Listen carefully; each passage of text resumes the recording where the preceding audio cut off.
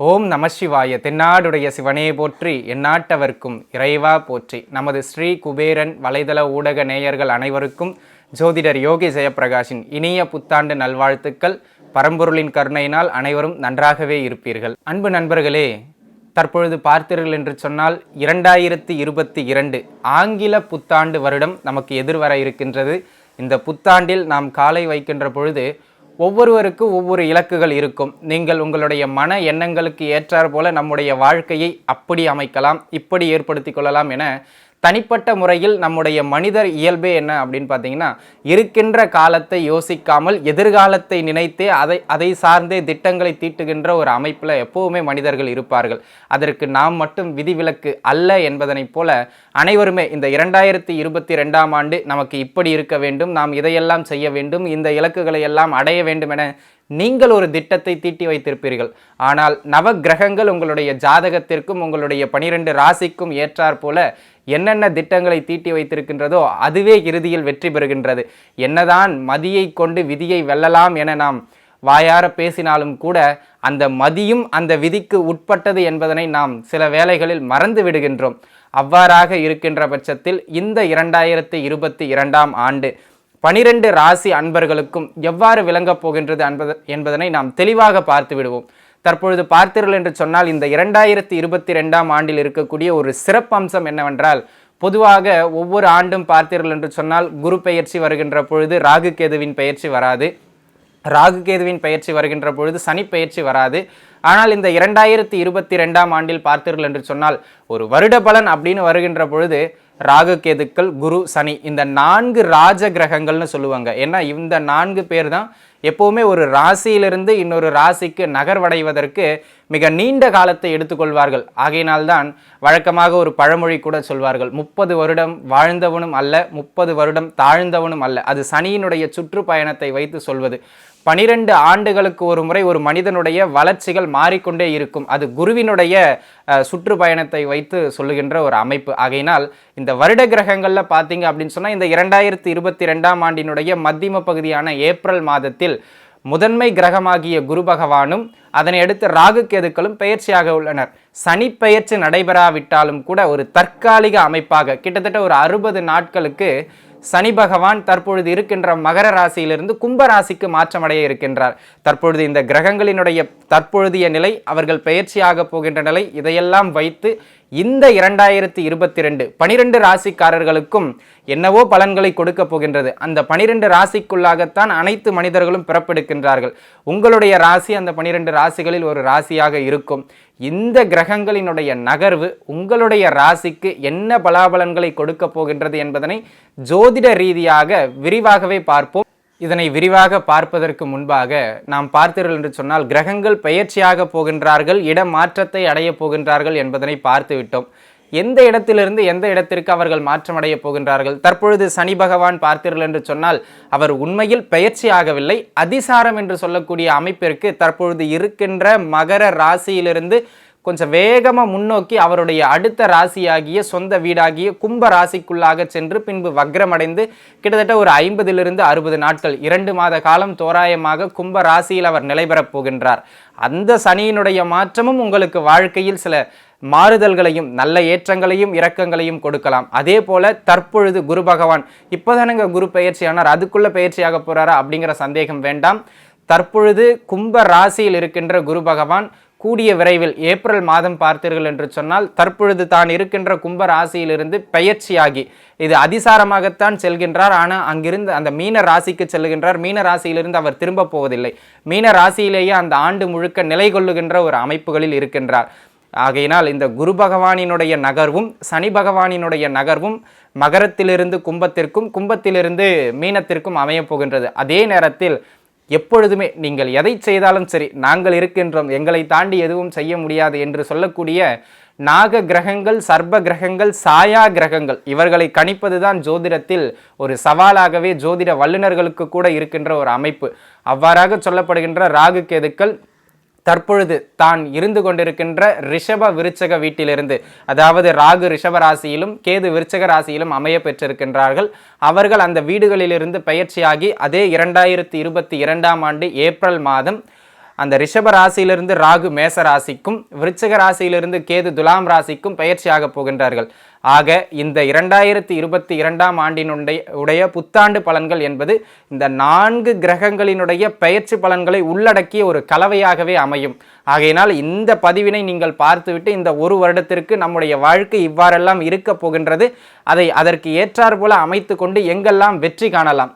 நம்முடைய ராசி பலனுடைய முக்கியத்துவம் என்ன அப்படின்னு பார்த்தீங்கன்னா, உங்களுக்கு இது நடக்கும் அப்படின்னு சொல்றது ஒரு பக்கம். ஆனால் நம்முடைய தனிப்பட்ட சிறப்பம்சம் என்னவென்றால், எந்த நபருக்கு எந்த அமைப்புகளில் இருப்பவர்களுக்கு எந்த காலகட்டம் எந்த விஷயத்திற்கு சிறப்பானது, இந்த விஷயத்திற்கு இந்த காலகட்டம் சிறப்பு அப்படின்னு நம்ம சுட்டி காட்டுகின்ற பொழுது அந்த இடத்தில் நம்ம நல்ல உழைப்பை போட்டு நம்முடைய ஹார்ட் ஒர்க்கை போட்டு முயற்சிகளை எடுத்து அங்கே வெற்றி அடைய வேண்டும். இந்த விஷயம்லாம் இந்த ஆண்டில் உங்களுக்கு சிறப்பாக இல்லைப்பா, பர்டிகுலராக இந்த பீரியட்ஸில் உங்களுக்கு சிறப்பாக இல்லைப்பா அப்படின்னு நம்ம எங்கே சொல்கிறோமோ அந்த இடங்களில் கொஞ்சம் கவனமாக இருந்துக்கிட்டு நம்முடைய முயற்சியை வீணாக்காமல் நம்முடைய சக்தி அனைத்தையும் வேறு இடத்தில் நமக்கு எது சக்ஸஸ் ஆகும்னு சொல்கிறோமோ அந்த இடத்துல நம்முடைய கவனத்தை செலுத்தி வெற்றி அடைய வேண்டியது நம்முடைய கடமை. அந்த நோக்கிலேயே இந்த காணொளிகள் அனைத்தும் பதிவிடப்படுகின்றன. ஆகையினால் இந்த வருடம் பார்த்தீர்கள் என்று சொன்னால் எல்லா கிரகங்களுமே தங்களுடைய வீடுகளை மாற்றிக்கொள்வதனால் பயிற்சி ஆவதனால் இந்த ஆண்டில் ஒரு சில இடங்கள் உங்களுக்கு ஏற்றமாகவும் அதே ஆண்டில் ஒரு சில இடங்கள் உங்களுக்கு ஏற்றங்களை குறைவாக கொடுக்கின்ற இடத்திலும் இருக்கும். அந்த இடங்கள் எந்த காலகட்டம், எந்த இடங்களிலெல்லாம் நீங்கள் வெற்றி அடையலாம், எந்த இடங்களிலெல்லாம் வெற்றி அடைய முடியாது, உங்களுடைய சக்திகளை நீங்கள் திசை திருப்பி வேறு இடங்களில் வெற்றி அடையலாம் என்பதனை நாம் விரிவாக இந்த பதிவுகள் முழுக்க பார்க்க இருக்கின்றோம். ஆகையினால் நீங்கள் இடையில இந்த வீடியோவை ஸ்கிப் பண்ணிட்டு போயிட்டீங்க அப்படின்னா எந்த இடத்துல நம்ம வெற்றி அடையணும், எந்த இடத்துல உழைப்பை போடணும் அப்படிங்கிறது உங்களுக்கு தெரியாமல் போய்விடும். ஆகையினால் இடையிடையே எந்த இடங்களெல்லாம் சிறப்புன்னு சொல்லியிருக்கேன், எந்த இடங்களெல்லாம் சிறப்பு இல்லைன்னு சொல்லியிருக்கேன். சரி, சிறப்பாக இல்லாத இடத்துல நம்ம என்ன பண்ணணும், ஆலயத்திற்கு போக வேண்டுமா, தெய்வத்தை வழிபட வேண்டுமா, என்ன முயற்சி செய்ய வேண்டும் அப்படிங்கிறதையும் அதற்கான தீர்வுகளையும் கூறியிருக்கின்றோம். ஆகையினால் இந்த பதிவினை முழுமையாக பார்ப்பது உங்களுக்கு மிகவும் உதவியாக இருக்கும். வாழ்த்துக்கள். துலாம் ராசி நண்பர்களே, துலாம் ராசியை பொறுத்த வரைக்கும் பார்த்தீங்க அப்படின்னு சொன்னால் காலபுருஷனுக்கு 7வது ராசி, சுக்கிர பகவானினுடைய ஆதிக்கம் நிறைந்த ஒரு அற்புதமான ராசி. இந்த ராசிக்காரங்களுடைய குணாதிசயங்கள் அப்படின்னு பார்க்கறதுக்கு முன்பாக இந்த துலாம் ராசி அப்படிங்கிறது யாருன்னு பார்த்தீங்கன்னா, சித்திரை நட்சத்திரத்தினுடைய 3ஆம் பாதம் 4ஆம் பாதம், சுவாதி நட்சத்திரம், விசாகம் நட்சத்திரத்தினுடைய முதல் 3 பாதம், இதில் பிறந்தவங்க எல்லாம் இந்த துலாம் ராசிக்குள்ளே வருவீங்க. சரி, இந்த துலாம் ராசியினுடைய பொதுவான குணங்கள் அப்படின்னு பார்த்தீங்கன்னு சொன்னால், திருமண வாழ்க்கையில் ரொம்ப நாட்டம் கொண்டவர்கள், எதிர்பாலினத்தவர் மீது கொஞ்சம் நாட்டம் கொண்டவர்கள், எதிலும் கலையார்வம் மிக்கவர்கள், நேர்மையானவர்கள், வியாபார நுணுக்கங்களை தெரிந்தவர்கள். இவங்க கிட்ட வியாபாரத்தை கொடுத்தோம்னா பர்ஃபெக்டாக பண்ணிடுவாங்க. ஒரு நல்ல ஜட்ஜ்மெண்ட் சொல்கிறதுக்கு சிறந்த நீதிபதிகளாகவும் விளங்குகின்ற ராசி இந்த துலாம் ராசி தாங்க. இப்பேற்பட்ட இந்த துலாம் ராசி அன்பர்களுக்கு வருகின்ற 2022 எங்கே ஏற்றங்கள் அப்படிங்கிறத நம்ம முதல்ல பார்த்துருவோம். அதன் பிறகு நீங்கள் எங்கே கவனமாக இருக்கணும் அப்படிங்கிறத பார்ப்போம். எங்கே உங்களுக்கு ஏற்றங்கள் இந்த ஆண்டு? துலாம் ராசியை பொறுத்த வரைக்கும் இந்த ஆண்டினுடைய பிற்பகுதியை விட இந்த ஆண்டினுடைய முற்பகுதி உங்களுக்கு அமோகமான ஒரு ஆண்டாகவே விளங்குகின்றது அப்படிங்கிறதுல எந்த விதமான மாற்று கருத்தும் இல்லை. நீங்கள் எந்த முயற்சி செய்கிறதாக இருந்தாலும் சரி, இந்த ஆண்டினுடைய முற்பகுதியில் அதை செஞ்சுக்கிட்டீங்க அப்படின்னு சொன்னால் அது உங்களுக்கு கொஞ்சம் சாதகமாக வச்சுக்கலாம். பிற்பகுதி உங்களுக்கு நீங்கள் எதிர்பார்க்கின்ற அளவுக்கு சிறப்பாக இருக்காது. சரி, நம்ம முதல்ல தொழில் அமைப்புகள்லேருந்து வந்துடுவோம். தொழில் செய்து கொண்டிருப்பவர்களுக்கு இந்த ஆண்டு எப்படி இருக்கும் அப்படிங்கிறது உங்களுடைய கேள்வி. இந்த ஆண்டு பார்த்தீர்கள் என்று சொன்னால் தொழில் செய்து கொண்டிருப்பவர்களுக்கும் சரி, வேலை செய்து கொண்டிருப்பவர்களுக்கும் சரி, வியாபார அமைப்புகளில் இருக்கவங்களுக்கும் சரி, பரவாயில்லை அப்படிங்கிற அளவுக்கு தொழில் அமைப்புகள் ஒரு சீராக செல்லுகின்ற ஒரு காலகட்டமாகவே இந்த ஆண்டு உங்களுக்கு விளங்குதுங்க. அதிலும் குறிப்பாக இந்த ஆண்டினுடைய முற்பகுதியில் தொழில் சார்ந்து நல்ல லாபங்கள் கிடைக்கின்ற ஒரு அமைப்பான கூடுதலான முயற்சிகள் இருக்கும், கடுமையான உழைப்புகள் இருக்கும், எல்லாம் ரைட், எல்லாம் இருந்தாலும் அதையெல்லாம் தாண்டி இந்த ஆண்டினுடைய முற்பகுதியில் பார்த்தீங்க அப்படின்னு சொன்னால் நல்ல பொருளாதார வளர்ச்சியினை ஏற்படுத்தி கொடுக்கின்ற ஒரு ஆண்டாக இந்த ஆண்டினுடைய முற்பகுதி துலாம் ராசிக்கு விளங்குகின்றது ஏப்ரல் மாதம் வரைக்கும். ஆக தொழில் ரீதியாக இங்கே பாருங்கள், நம்ம எங்கே நல்ல காலம் சொல்கிறோமோ அங்கே தான் நம்ம அதிகமாக உழைப்பை போடணும். அதுபோல் இந்த 4 மாதம் தூக்கத்தை மறந்து குடும்பத்தை மறந்து உழைச்சிங்க அப்படின்னு சொன்னால் நல்ல லாபத்தை சம்பாதிச்சிடலாம் எல்லா துலாம் ராசிக்காரர்களும். சரிங்க சார், நான் ஜாபுக்கு போய்கிட்டு இருக்கேன், இல்லை நான் கூட்டு தொழிலில் இருக்கேன், எனக்கு எப்படி இருக்கும் அப்படின்னா, எந்த தொழிலில் வேணாலும் இருந்துக்கிட்டு போங்க. நீங்கள் கூட்டு தொழிலாக இருக்கலாம், வியாபாரமாக இருக்கலாம், சின்ன சின்ன சில்லறை வியாபாரம் பண்ணிக்கிட்டு இருக்கலாம், எப்படி இருந்தாலும் உங்களுடைய ஜீவன அமைப்புகள் அனைத்தும் இந்த ஆண்டினுடைய முற்பகுதி மிக மிக சிறப்பாக இருக்கும். தொழிலும் சிறப்பாகவே இருக்கும். ஆனால் லாபங்கள் எப்போ கூடுதலாக கிடைக்கும்னா இந்த ஆண்டினுடைய முற்பகுதியில் தான் கிடைக்கும். பிற்பகுதியிலையும் தொழில் சீராக இருக்கும். பிற்பகுதியில் 10 ரூபா லாபம் கிடைக்குதுன்னா இப்போ 20 ரூபா லாபம் கிடைக்கும் முதல் 4 மாதம். ஆகையினால முதல் 4 மாதம் இந்த ஆண்டினுடைய ஆரம்பத்திலிருந்து சுறுசுறுப்பாக ஓடுங்க. தொழில் சார்ந்த எல்லா முயற்சிகளையும் எடுங்க. எல்லாமே உங்களுக்கு கை கொடுக்கும்.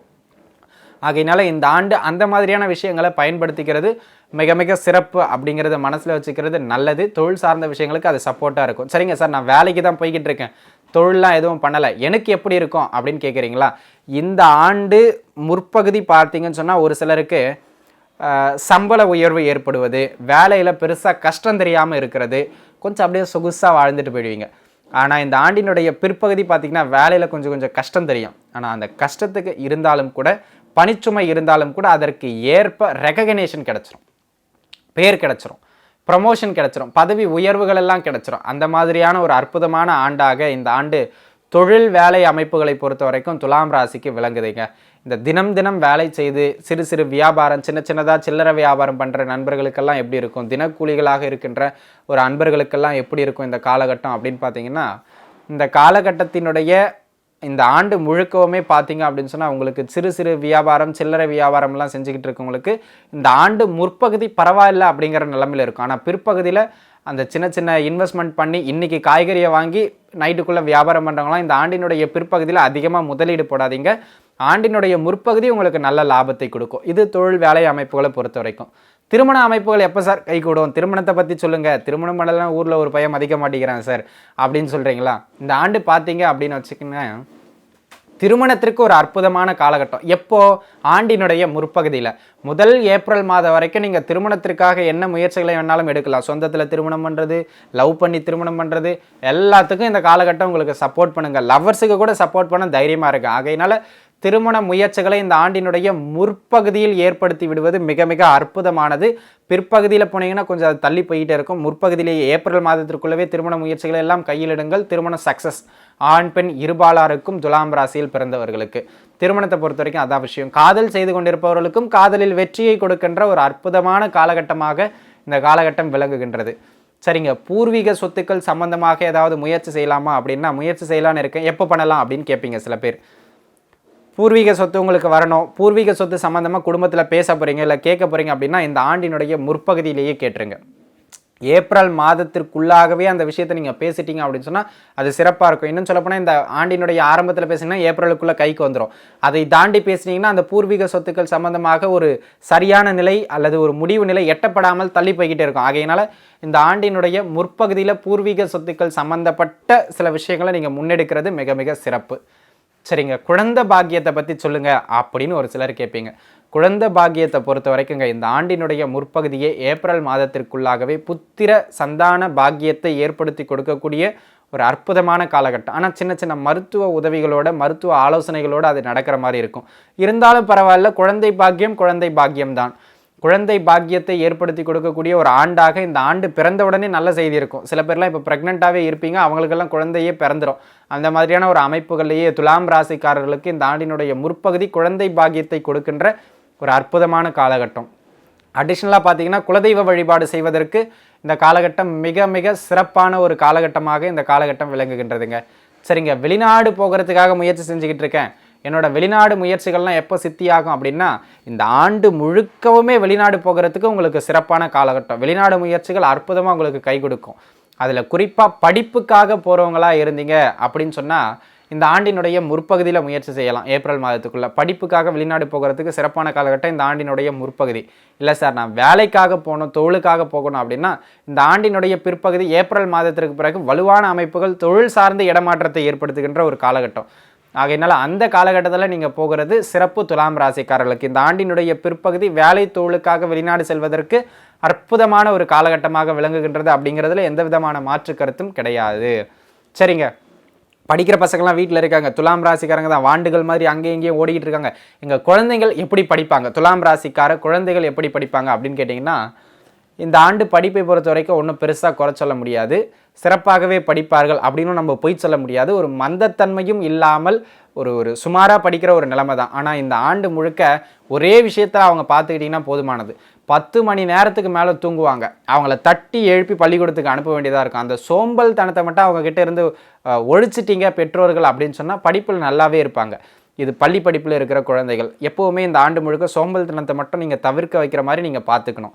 இந்த ஆண்டினுடைய முற்பகுதியிலிருந்து பிற்பகுதி வரைக்குமே பார்த்தீங்கன்னு சொன்னால் எல்லா பகுதியிலையுமே உயர்கல்வி படிக்கின்ற நண்பர்கள், வெளிநாடு போய் படிக்கணும்னு நினைக்கின்ற நண்பர்கள், பிஹெச்டி, எம்ஃபில், ரிசர்ச், கூடுதலான பிரேக் ஆகி போன எஜுகேஷனை தொடரணும்னு நினைக்கிற நண்பர்களுக்கெல்லாம் இந்த ஆண்டு முழுக்கவே இந்த கல்வி அமைப்புகள், உயர்கல்வி அமைப்புகள் மிக சிறப்பாக இருக்கின்ற ஒரு அற்புதமான காலகட்டமாக விளங்குகின்றது.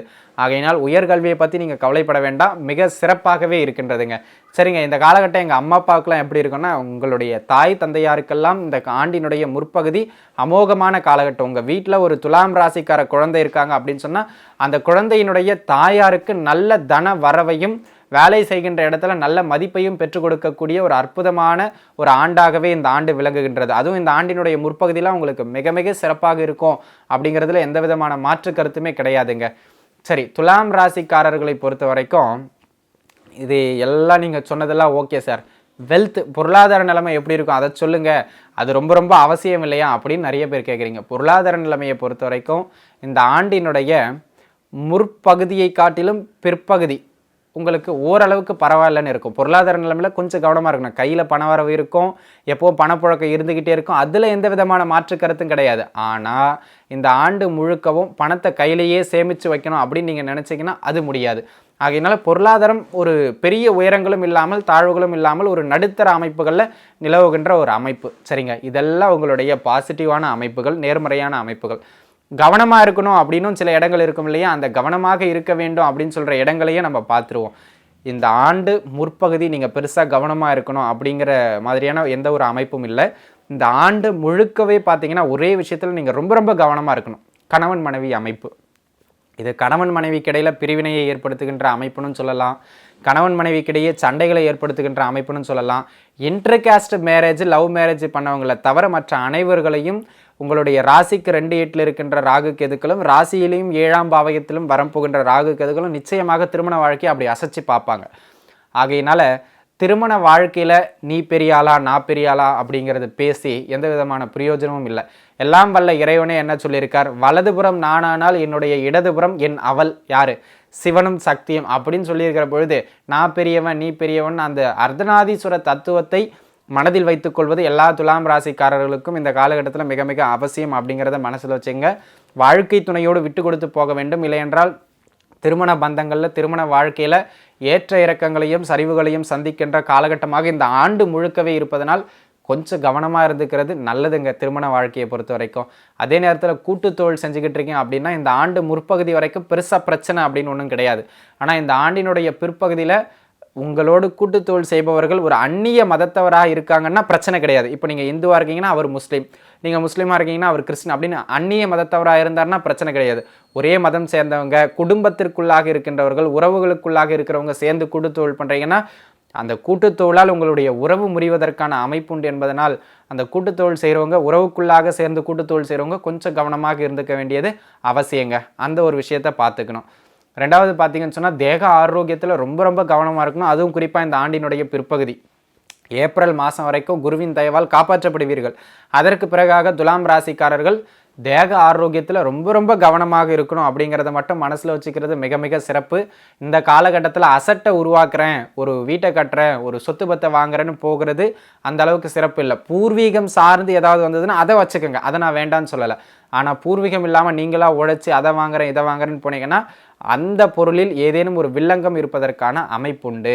இல்லைனா பழைய வீட்டை வாங்குறது, பழைய பொருளை வாங்குறதா இருந்தால் பாதிப்புகள் இருக்காது. புதுசாக ஃப்ரெஷ்ஷாக நடித்தா ஹீரோ தானா சார் அப்படின்னா ஆமாம் சார் ஹீரோ தான், இந்த சைடு கேரக்டர் இல்லை சார் அதெல்லாம் எனக்கு விருப்பம் இல்லை அப்படின்ற மாதிரி போனால் பங்களா தான் கட்டுவோம் அப்படின்னு போகிறவங்களுக்கெல்லாம் இந்த காலகட்டம் ஏதுவான காலகட்டம் இல்லை. நல்லதுன்னு நினச்சி வாங்கினதுக்கு பிறகு தான் அதில் பிரச்சனை இருக்கும். அதில் கொஞ்சம் கவனமாக இருந்து கொள்ள வேண்டிய ஒரு காலகட்டமாக இந்த காலகட்டம் விளங்குகின்றது. எதிர்பாலினத்தவரிடம் சற்று கவனம், குறிப்பாக இந்த ஆண்டினுடைய பிற்பகுதி எதிர்பாலினத்தவரால் சிறு சிறு பிரச்சனைகள் ஏற்படுவதற்கான அமைப்புகள் இருப்பதனால் நீங்கள் ஆணாக இருந்தீங்க, படிக்க போகிற இடத்துல போகிறீங்க அப்படின்னா நமக்கென்று மனித வர்க்கத்திற்கென்று சில கட்டுப்பாடுகள் இருக்கின்றது. அதனை தளர்வு செய்யாமல் பார்த்துக்கலாம், யாருக்கு தெரிய போகுது அப்படிங்கிற அசட்டு தைரியத்தினால் ஏதேனும் தப்பு பண்ணுவதற்கான வாய்ப்புகளும் உண்டு. ஆகையினால் வீட்டில் துலாம் ராசிக்கார குழந்தைகள் இருந்தார்கள்னு சொன்னால் அவங்க மேலே ஒரு கண் பார்வையை வச்சுக்கிறது சிறப்பு. முடிஞ்ச வரைக்கும் கடன் வாங்காமல் இந்த காலகட்டத்தை ஓட்டுறதுக்கு முயற்சி பண்ணுங்கள் சார். இந்த ஆண்டினுடைய பிற்பகுதி மே மாதத்திலிருந்தே உங்களுக்கு கடன் அமைப்புகளை ஏற்படுத்துவதற்கான ஒரு அமைப்பில் இருக்குது. தேவையில்லாத விரயங்களால் அந்த கடன் ஏற்படும். ஆகையினால் இந்த ஆண்டினுடைய பிற்பகுதியில் அளவறிந்து கடன் வாங்குங்கள். வாங்க முடியாமல் இருக்க முடியாது, இருந்தாலும் அளவறிந்து கடன் வாங்குவது மிக மிக சிறப்பு. ஆக இப்போ நம்ம சொன்ன இந்த இடங்கள்லாம் பார்த்தீங்கன்னு சொன்னால் உங்களுக்கு சாதகமற்ற இடங்களாக விளங்குகின்றது. அந்தந்த காலகட்டங்களில் அந்த இடங்களில் கொஞ்சம் கவனமாக இருந்துக்கிறது நல்லதுங்க. இந்த தாக்கங்களை குறைச்சிக்கிறதுக்கு உங்களுக்கு சிறு சிறு பரிகாரங்கள் அப்படின்னா கவனமாக இருக்கிறதும் மன உறுதியோடு இருக்கிறதும் பற்றற்று இருக்கிறது தான் எப்போவுமே பரிகாரம். இருந்தாலும் தெய்வ பலத்தை நீங்கள் நாடணும் அப்படின்னு சொன்னீங்கன்னா உங்களுக்கு அருகாமையில் எங்கே பைரவர் இருக்கின்றாரோ அந்த பைரவரை வழிபடுவதோ, அல்லது எத்தனையோ வலைதள ஊடகங்களில் பைரவர் கவசம் அப்படிங்கிற பாடல் இருக்குது, புத்தக வடிவாகவும் இருக்குது. அந்த பைரவர் கவசத்தை கேட்பது படிப்பது இந்த காலகட்டத்தில் அனைத்து துலாம் ராசிக்காரர்களுக்கும் மிக சிறப்பாக கை கொடுக்கும். அனைத்து துலாம் ராசிக்காரர்களும் எல்லாம் வல்ல எம்பெருமான் அருளினால் நன்றாகவே இருப்பீர்கள். வாழ்த்துக்கள். ஸ்ரீ குபேரன் டிவியை பார்த்தமைக்கு நன்றிகள். மேலும் இது போன்ற தகவல்களை தெரிந்து கொள்ள ஸ்ரீ குபேரன் டிவியை சப்ஸ்கிரைப் செய்யுங்கள். மறக்காமல் பெல் ஐக்கானை கிளிக் செய்யுங்கள்.